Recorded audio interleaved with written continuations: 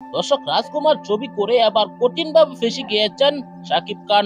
শাকিব খান এই ছবি নকল করেছেন। কোন কোন জায়গা থেকে নকল করেছেন এই ভিডিওতে আপনাদেরকে দেখাবো।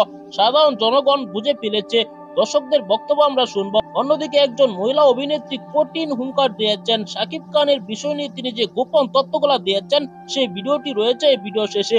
খুবই গুরুত্বপূর্ণ একটি ভিডিও, তাই ভিডিওটি না টেনে পুরো ভিডিওটি দেখবেন। চ্যানেলে নতুন হলে সাবস্ক্রাইব করে রাখবেন পরবর্তী আপডেট পাওয়ার জন্য। ভিডিওতে একটি লাইক দিয়ে সম্মানিত দর্শক, সম্পূর্ণ ভিডিওটি দেখলেন। এই ভিডিও সম্পর্কে অবশ্যই আপনার মূল্যবান মতামত কমেন্টে জানাবেন। দর্শক, শাকিব খানের নতুন মুভি হচ্ছে রাজকুমার। এই রাজকুমার ছবি নিয়ে নানা আলোচনা সৃষ্টি করে দিয়েছে সাধারণ জনগণরা।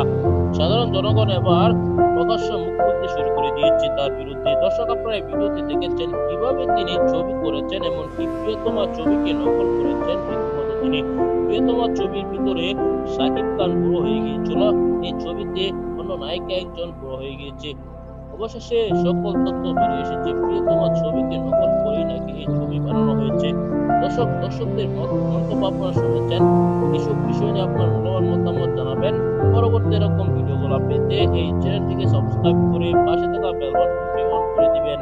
ভিডিওতে একটি লাইক দিয়ে শেয়ার করে অন্যদেরকে দেখার সুযোগ করে দিবেন। এই মুহূর্তে বিদায় নিচ্ছি, দেখা হবে পরবর্তী কোনো ভিডিওতে।